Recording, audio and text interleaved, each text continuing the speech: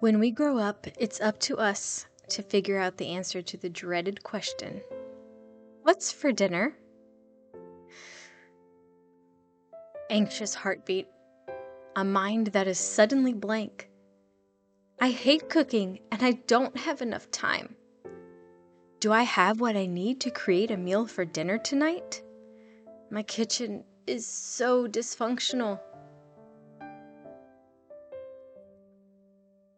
Just breathe. It will all work out tonight, you'll see. Let's learn how to love cooking and create a system that works to eliminate our anxiety about feeding our family.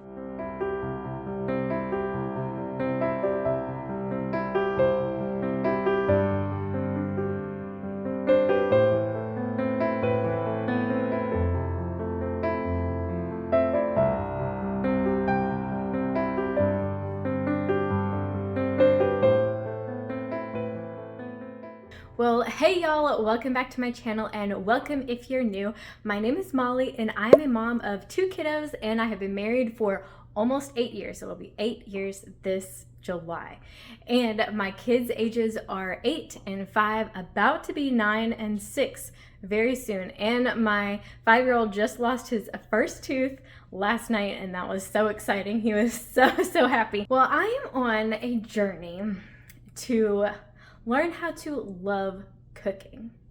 Now, I already love baking, and as you saw just a few moments ago, I am baking up some French baguette, sourdough French baguette. It is Farmhouse on Boone's recipe, so I will try to link that down below for you. And I don't know how well this is turning out, but yes, I'm on this journey now to try and, well, control the food in my house and like master cooking and love it, because I feel like there's not very many videos out there on learning how to love to cook. Like, there's so many people I feel like that already love it, and I am one of those people that does not love cooking, but I love baking, like I said. So I'm trying to dabble in it and try to figure out how to love cooking. Now, I will tell you. Now, a couple of things that I thought of that will help me in this journey is something that, or what I have realized is I love making things look beautiful. So if I know that the dish that I'm making is probably gonna look really pretty at the end, then I'm more likely to be excited to make it. And I also am thinking about adding some new things to my kitchen that make cooking more fun and enjoyable to me personally. Now, I looked at the thrift store for some like cool bowls to use as like my little garbage bowls, because usually when I'm cooking, I just get a giant mess of like onion peel, garlic peel, just all over the place. So having a bowl to keep all of that contained is key, I think, to keeping it a little bit cleaner, because I tend to be a very messy cook when I'm cooking. So if you're interested in following along in this journey of mastering how to cook, or how to love cooking, not how to cook, how to love cooking, because I know how to cook some things now. I've learned for many years now, but I'm still learning how to make chicken, like pan-seared chicken. I feel like I'm still not mastering that yet. I feel like I still have a little bit to go on that. And I've been doing it for years now. I still have problems. Well, and another thing is that we are going to try and redo a lot of things in my kitchen to make it easier, more functional. And because let me show you one of the problem spots.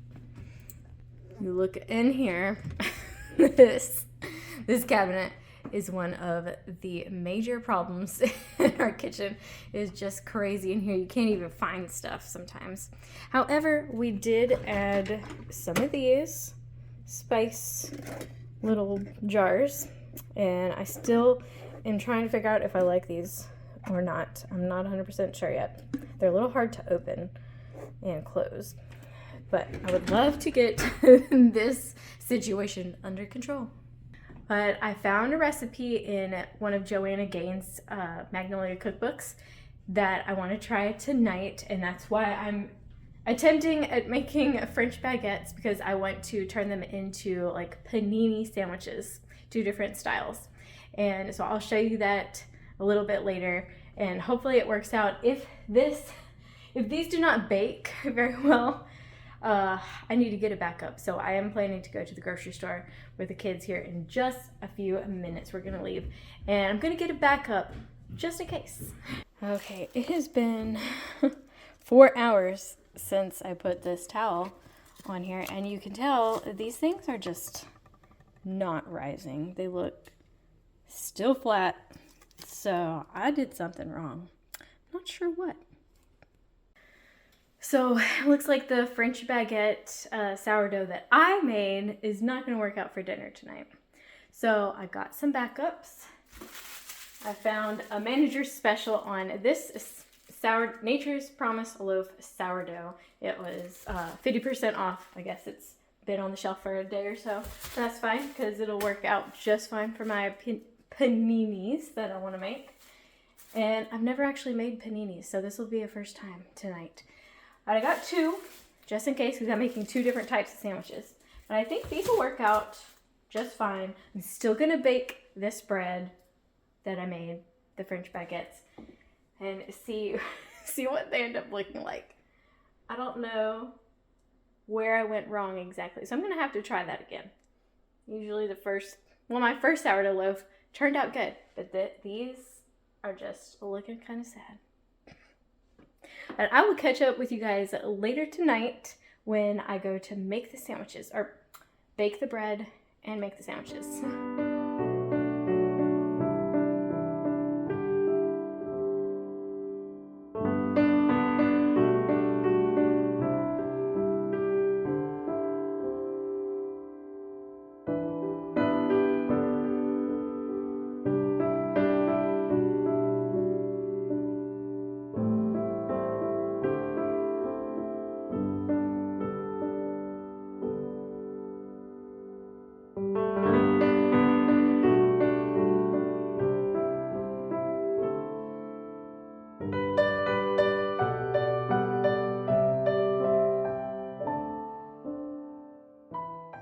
Oh my goodness, guys, is this actually working?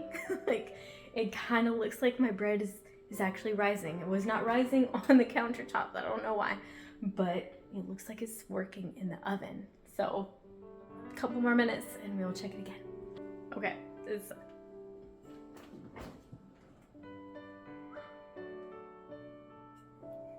excuse my dirty oven, but they look like they're actually working. I think a couple more minutes.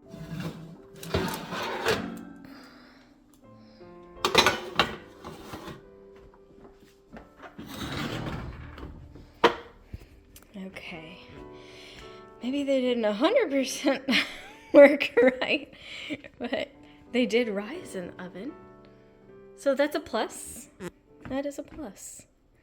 All right, I believe they're done. They don't quite look the way I thought they were going to look, but that's okay. I'm pretty sure they're done. Well, this is exciting that they actually rose in the oven. I was not expecting them to, and they don't quite look like the picture, but it is my first time, so I will have to try again. But I think for tonight's dinner, I'm going to use these backup bread loaves instead.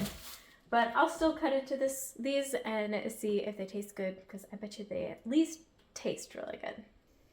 Expectation and reality.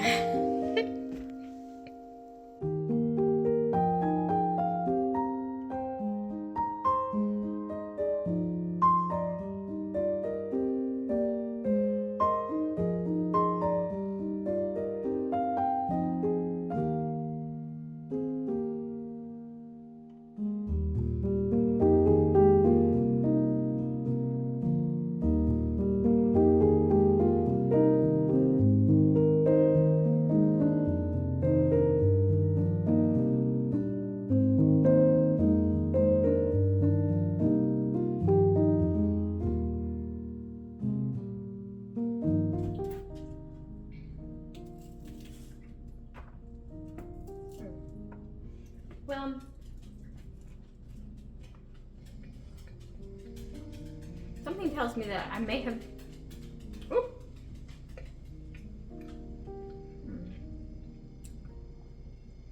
Something tells me that I may not have baked these all the way. So I'm going to put them back in the oven for a few more minutes.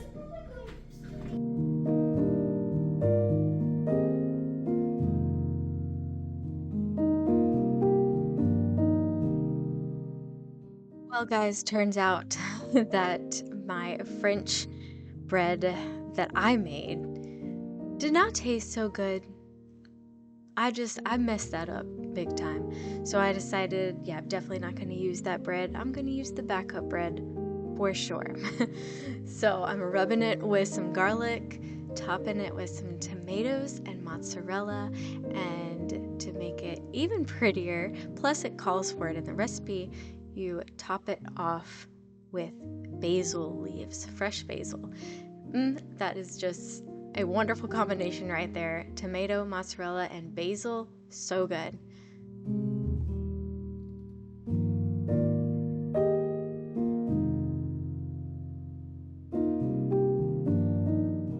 Now, I do not own a panini press, but I got the idea. I can still use my cast iron pan because it is quite heavy, and I'll just kind of push it down, and that did the trick. And now I'm making the second sandwich, which I realized once I put these on the pan and started cooking them, I was like, oh my gosh, I completely forgot the roasted red peppers that are supposed to go before you put the cheese on. So I did go back after I realized it. I took the tops off and I just threw the roasted red peppers on there. And wow, that sandwich is so good.